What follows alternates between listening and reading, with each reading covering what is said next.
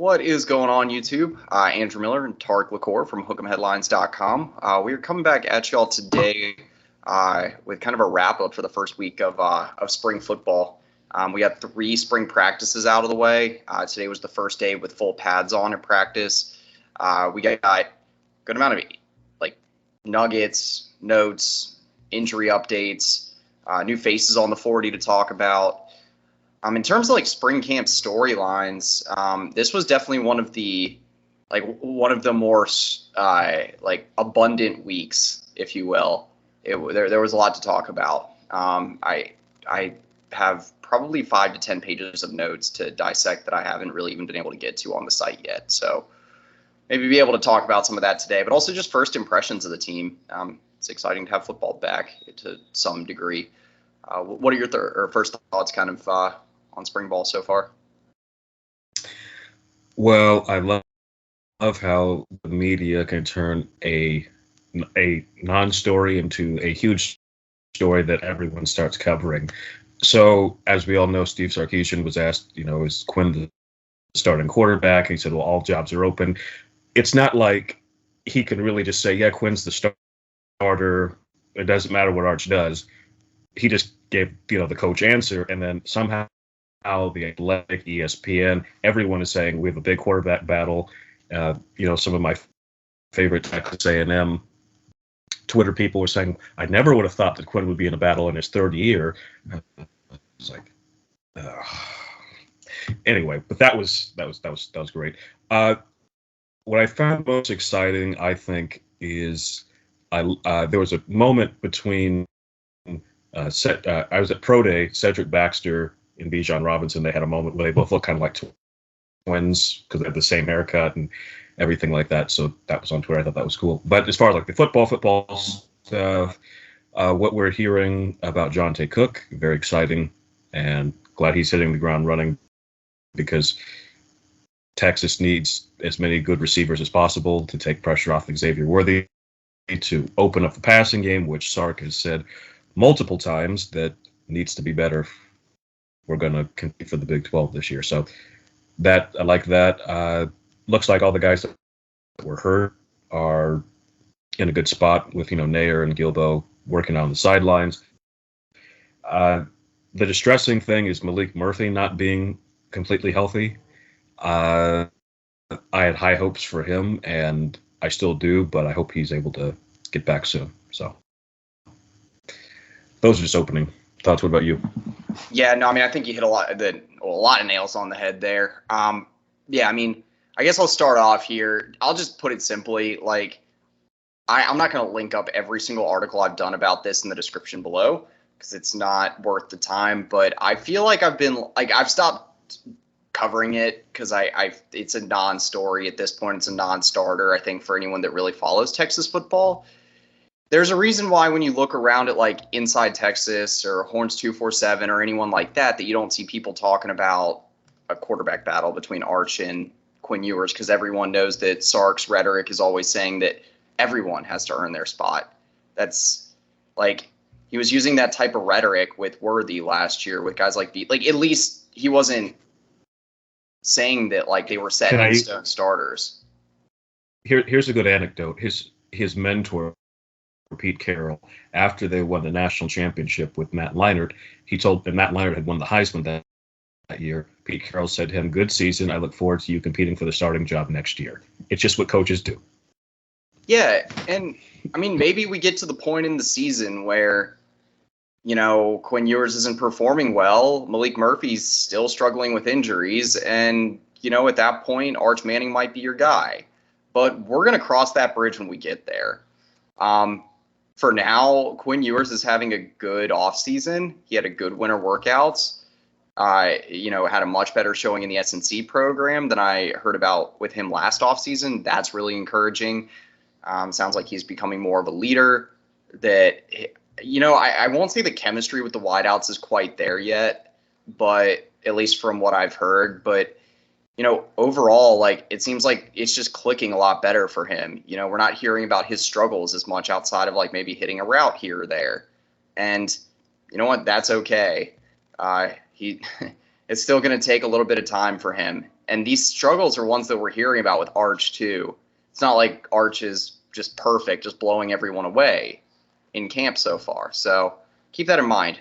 To the Malik point, because I think that's actually the more relevant in this quarterback room right now. Honestly, I think that's the reason why we had this entire national media storm in the first place, because Malik might be getting the second team reps if he were finally. No, he would be. Yeah, if he had that foot injury figured out.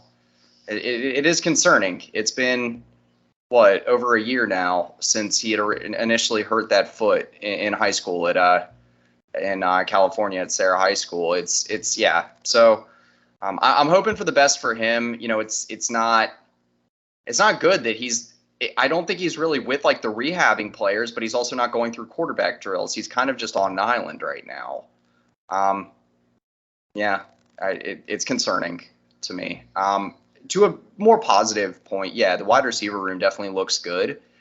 There was a lot of positive injury news today. Oh my God, for the wide receiver room. I mentioned a few reports today that Isaiah Nayor put on pads at practice for the first time since he tore his ACL last fall. I didn't see that. Okay, good.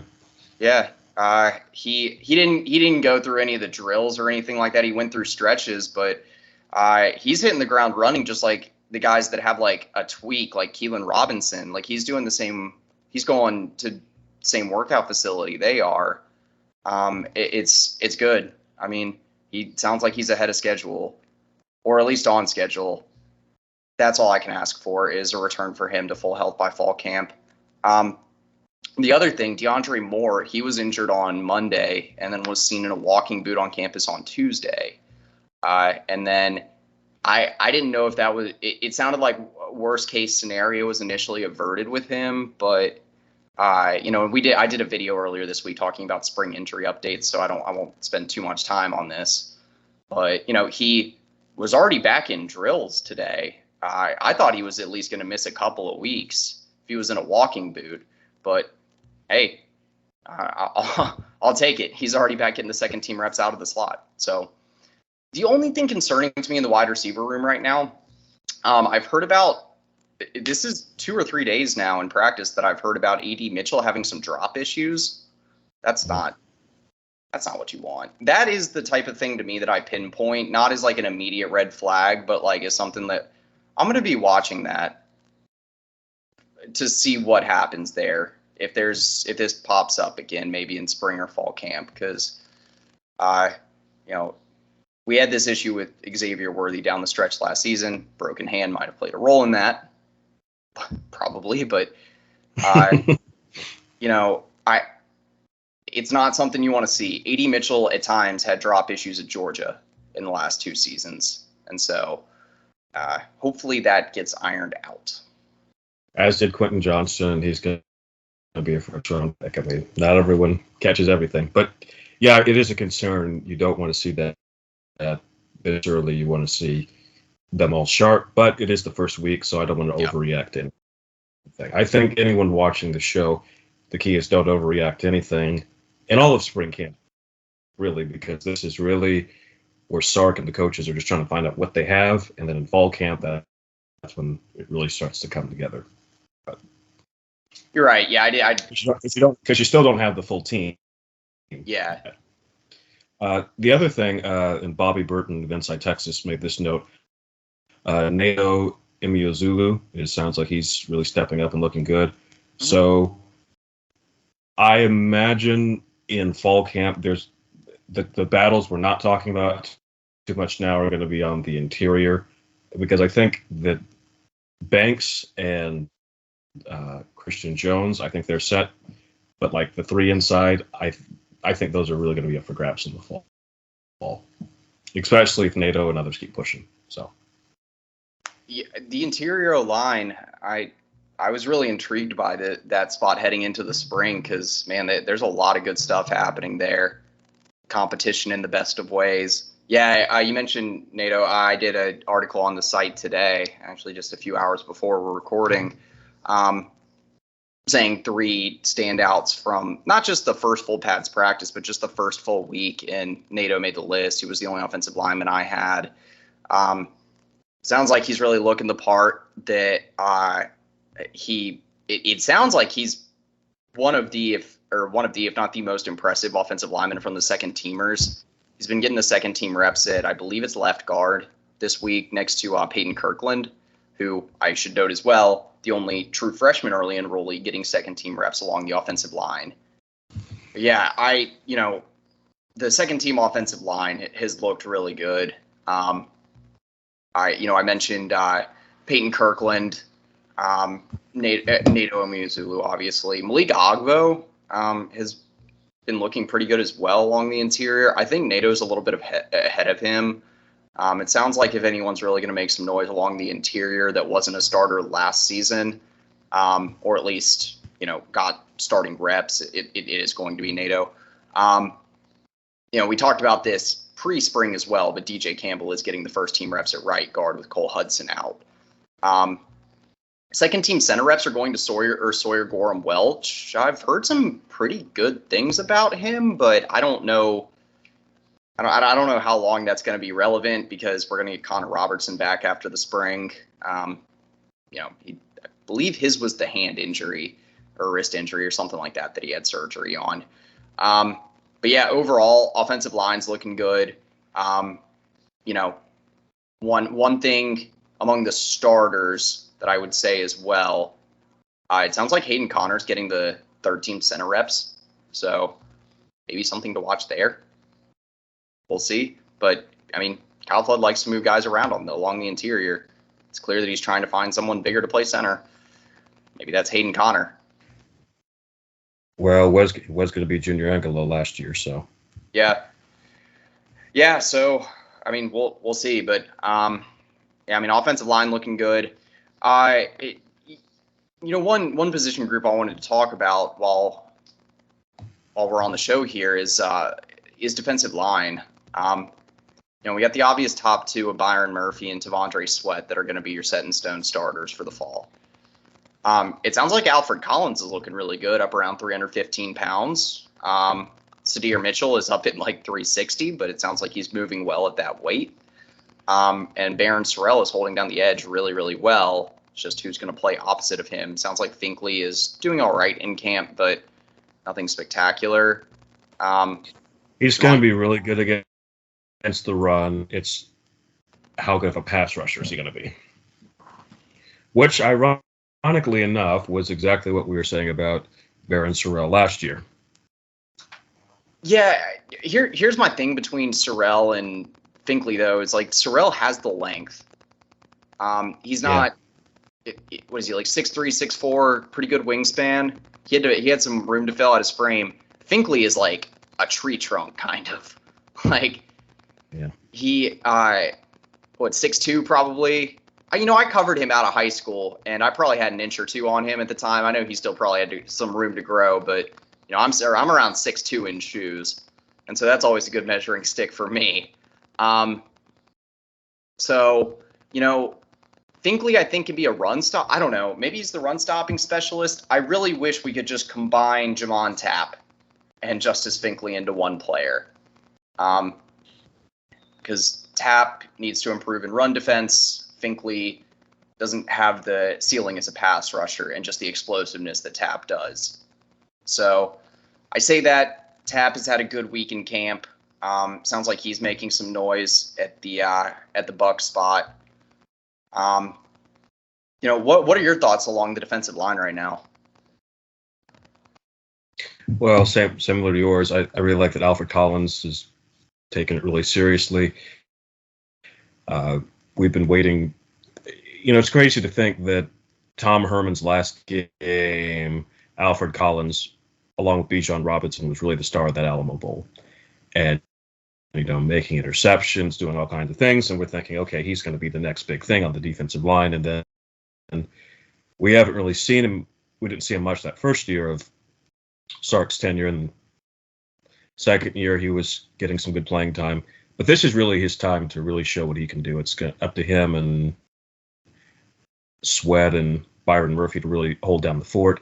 So glad that he's gained some weight. I'm glad that it's more on the upper body where it's not going to slow him down as much, add to his strength, and I'm excited to see what's going on there. The fact that Sark said it was too early to tell like what the strengths of the team were, but he was really excited about both the lines.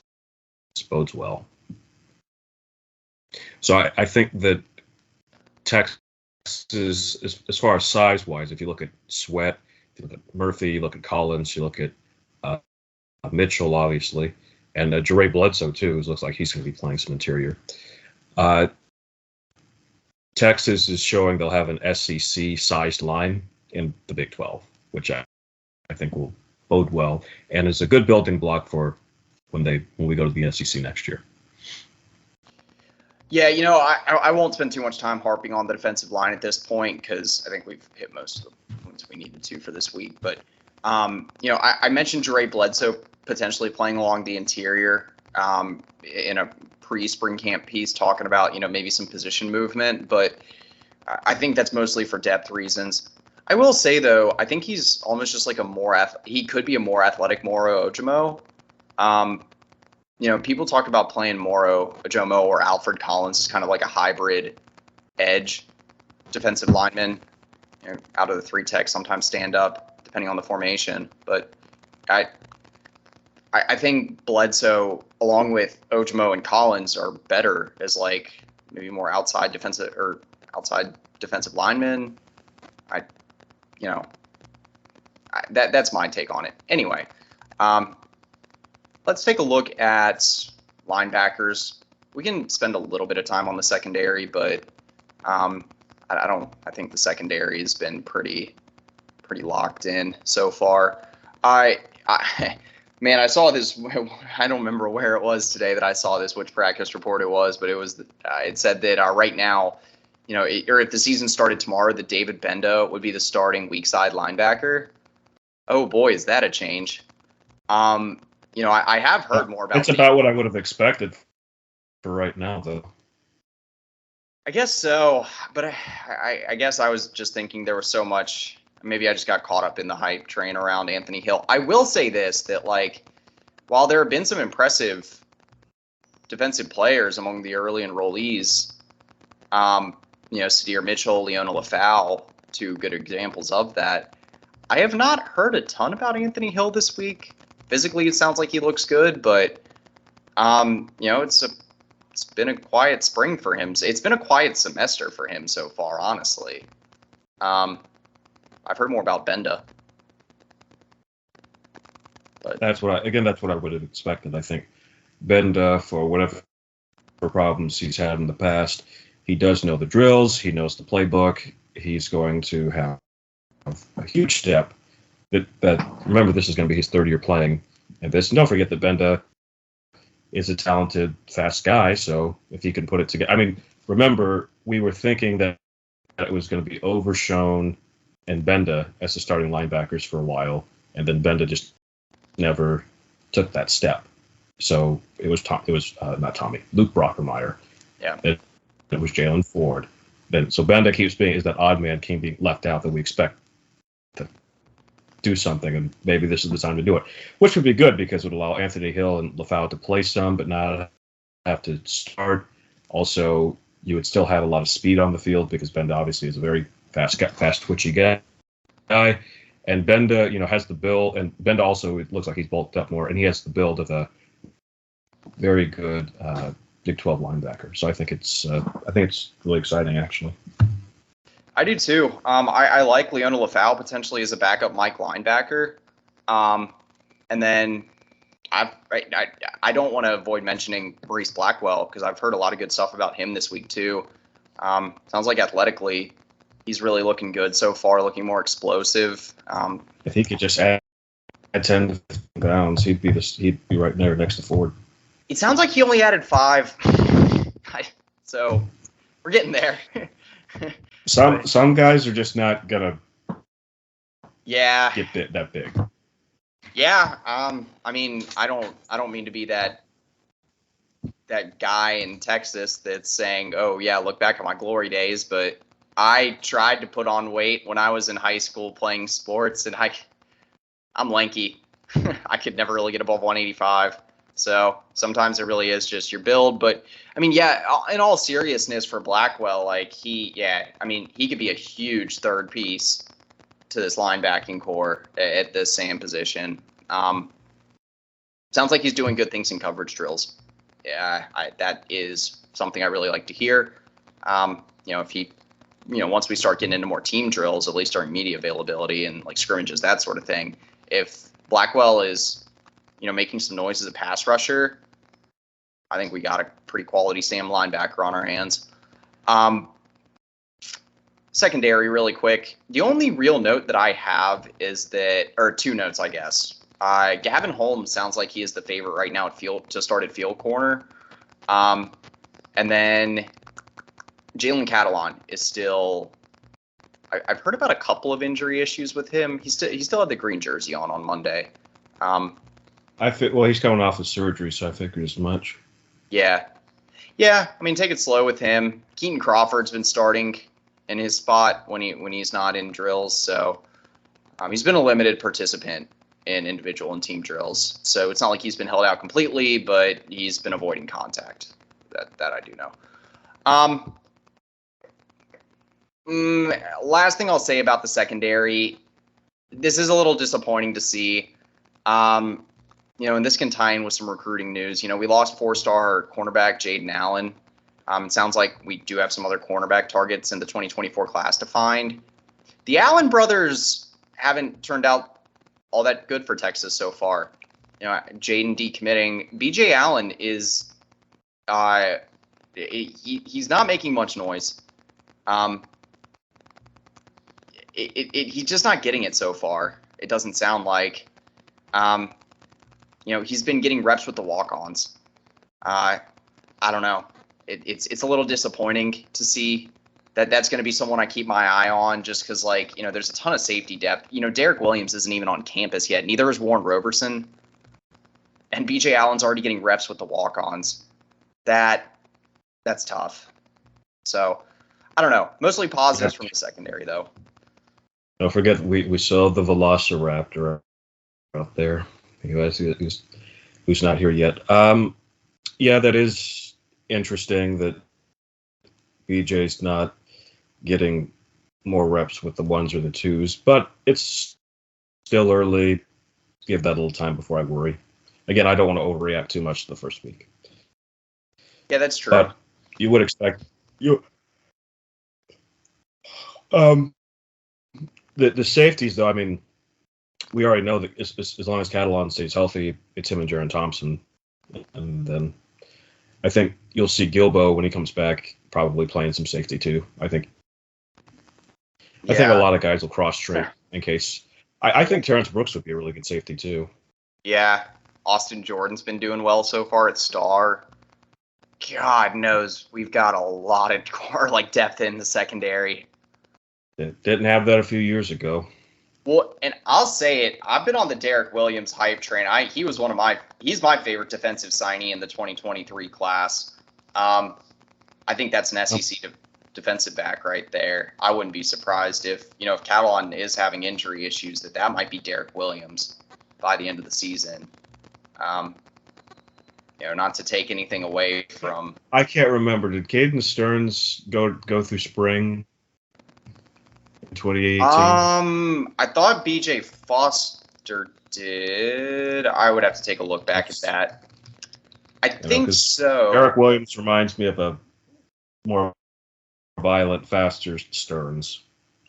He really does. And I mean, I know Stearns had this crazy range in high school that you really just don't see. Ironically, I forgot about that. Caden Stearns was an LSU commit at one point.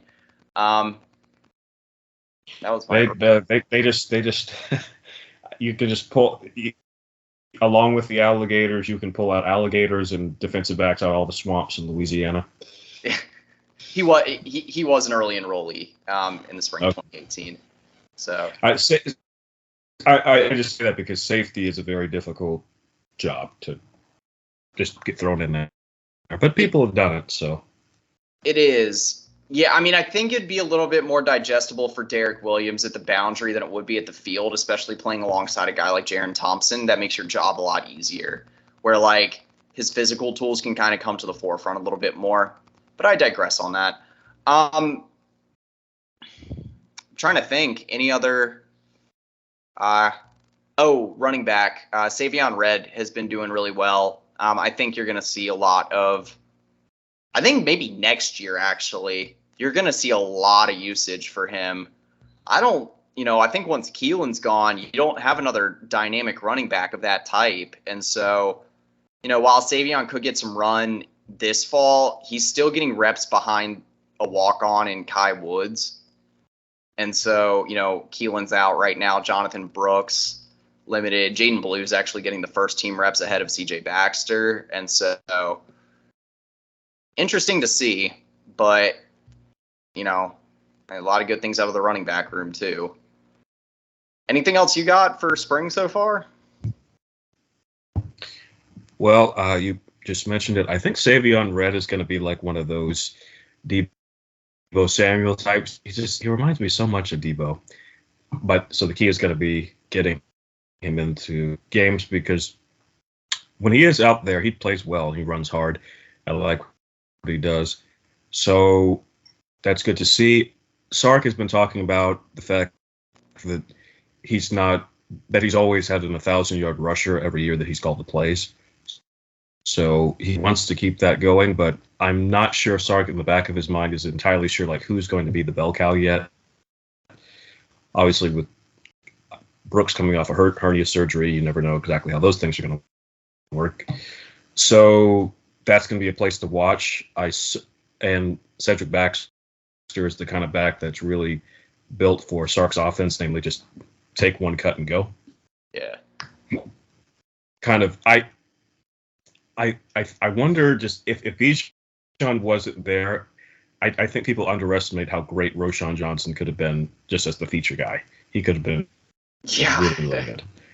So, because like the way he runs is just how Sark likes this guy to go run. It's like, go straight. Because Bijan, as much as he was a force creator, and he's one of the best players to come on the 40 acres in the last 20 years. But sometimes he would dance a little too much, and I'm like, Bijan, just go straight. I'm like, but it's hard to knock Bijan because he is such a great player. But I think Roschon would have been a great back, and I think Cedric Baxter has like a lot of the great abilities of both, and he can combine both. So I'm excited to see he can play. He was my favorite on offense. On defense, Anthony Hill was my favorite recruit. So,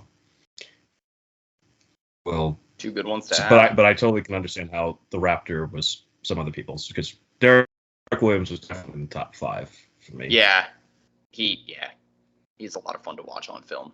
I'm so glad he did not go to LSU. I was like, no. Well, you can't have him and Toviano.